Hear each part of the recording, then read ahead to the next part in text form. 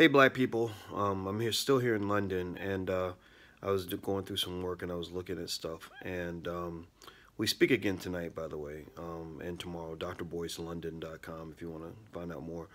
But I was noticing, like some interviews I've seen people do, where they complain about Donald Trump, complain about Donald Trump, and they'll say, "Well, Jamel Hill got fired for saying this, and Donald Trump said that, and nobody punished him."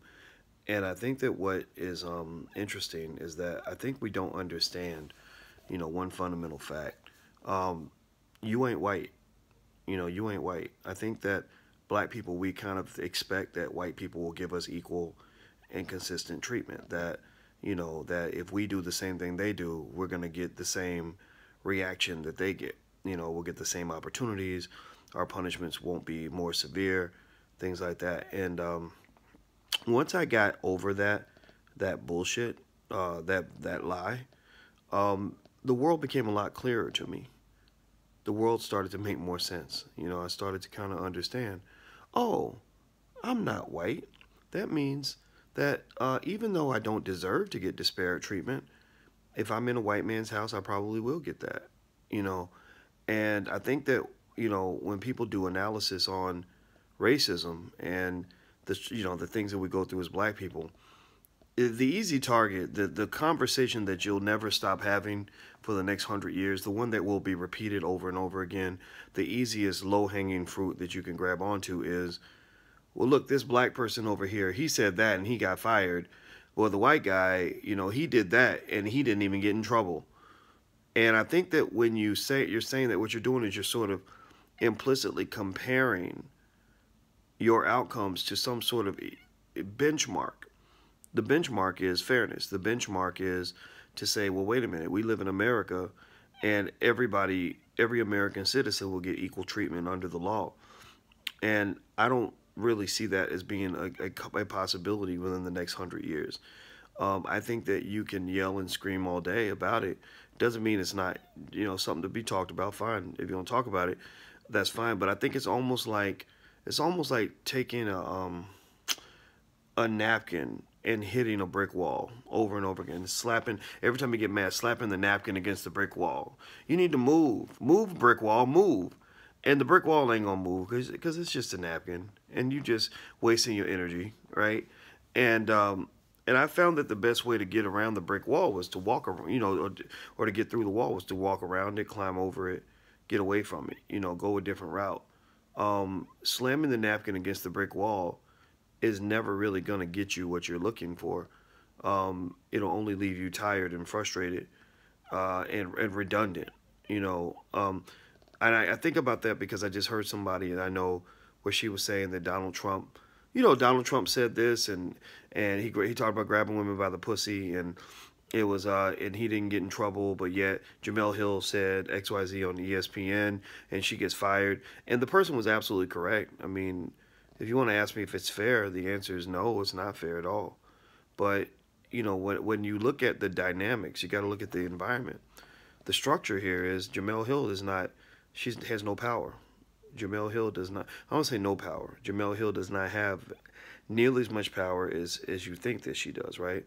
She is an employee, and not only is she an employee, but she's an employee with a company that has a set of interests that differ from her own. She's an employee. She is economically dependent. Her entire economic survival, her whole career, is in the hands of white people. They can make her great. They can destroy her with a snap of a finger. Um, in the other situation, Donald Trump was a man who, like him or not, he had power. He had millions of white people who loved him, who wanted to see him in office, who gave him, helped him get billions of dollars or whatever. Um, and he's a white male. He's going to get away with some stuff that you can't get away with. Now, if Jamel Hill wanted to have power, similar power to a Trump, the question becomes, how do you get that power? Well, what I have determined is that the way someone like a Jamel Hill could get that, get equivalent power is, number one, finding a way to build. Maybe she can't have the power herself, right? That much power herself. It'd be hard to build this, but let's say that, you start developing black companies like ESPN, the Black ESPN, so that in 50 years, 40 years, 30 years, maybe 20, we have a black owned company that's worth billions of dollars that black people can go work for.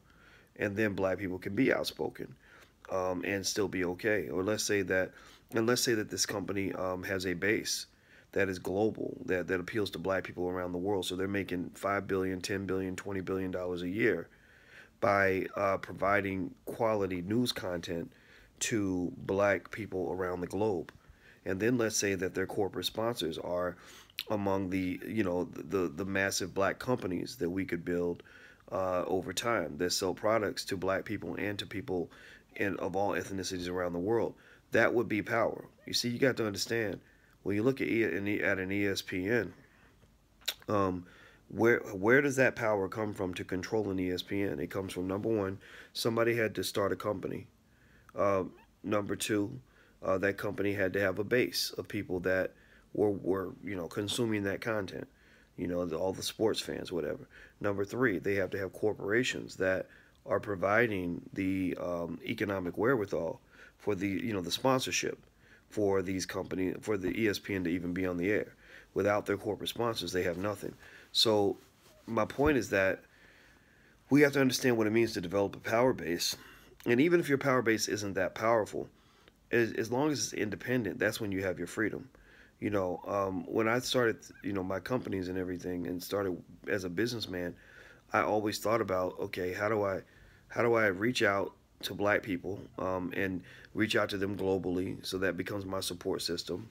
How do I develop products and companies and business relationships that will allow us to, financially fuel what we're doing without taking lots of money from our oppressor? And the thing is, I know that these models probably seem complicated to people who are not into business thinking, etc. And I think that needs to change. I think that black people and black children especially need to be taught to think in terms of business models at an early age, so that you can then understand power. Because if you don't understand business, then and you don't understand where power comes from, then the power dynamic in America will always leave you confused. It's always going to leave you wondering, why did the white guy get away with it and I can't get away with it? That ain't right. Well, the world ain't built on what's fair. The world is built on its own rules, and the rules are not consistent all the time with what you think is right and wrong. The rules are built on power. So Dr. Claude Anderson in Powernomics defines power as the ability to pursue your agenda despite the opposition of others. So the question is, black people, individually and collectively, do you have the ability to pursue your agenda despite the opposition of others? Because you're always going to have opposition. You can't just whine and cry every time somebody tells you that they don't like what you're doing, or somebody punishes you for behaving in a certain way. Children get punished. I'm not a child, so you could try to punish me, but I'm gonna fuck you up, because I'm not a child, right? So the thing is, black people, are we children or are we grown-ups? Can we punish white people? Not really. We could try to retaliate. We can't punish them, right? So at the end of the day, black people will have power when we're in a place where we don't feel like we can be punished like children. But right now, what happens is you get punished like children, and then you whine like children. Oh, Jamel Hill, they fired her because she said something about Donald Trump. That ain't right. That ain't right. Like a baby. It sounds like a freaking baby. That's what it sounds like. You know? And the question is, how do you avoid that? I mean, are you waiting for white people to stop being white? That ain't gonna happen. Are you waiting for them to suddenly develop a compassion and a consciousness that they care about your issues as much as you do? I'm not waiting on that. I ain't hold my breath. You can wait, but I ain't waiting. So you got to understand the realities of the game you're playing. And people don't like when I say it this way sometimes. Some people can't get this. Some people can't understand any of this.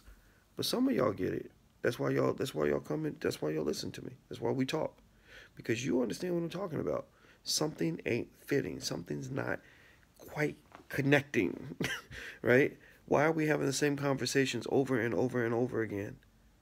Or why are we just constantly repeating ourselves? So that's it. I'm gonna go. I was sitting here in the bed and I was reading about Bitcoin on my phone and everything, and I saw something on Instagram, so that made me kind of want to talk about this for a minute. I'm going to be speaking again in London tonight and tomorrow, actually. So if you happen to be here, you can go to drboycelondon.com. You can come on out. This is drboycelondon.com. You can also watch the live stream at abncdigital.com. That's our study and action group for the All Black National Convention. You go to abncdigital.com. All right, everybody, I'm out of here. Have a great day.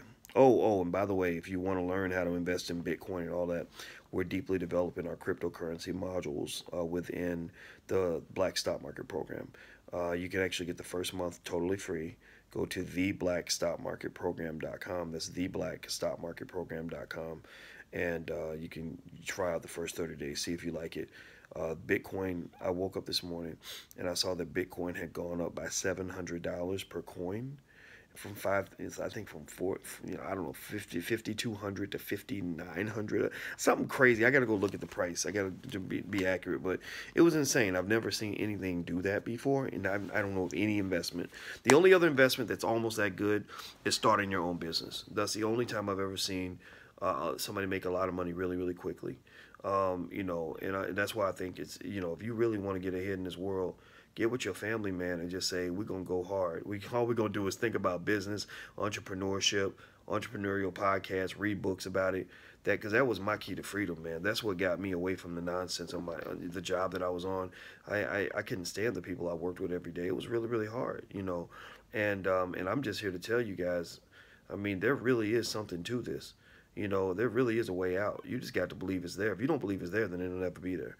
So two programs we have that can help you with this in the Black Business School. One is the blackstockmarketprogram.com. The first 30 days are free. The second one is blackmoney103.com. Blackmoney103.com, which is our program on how to start a business. You get the first month of that program for free also. So feel free to check it out. All I can do is talk to you about it, and I hope that some of this makes sense. So take care, guys. I'll talk to you soon. Love you. Peace.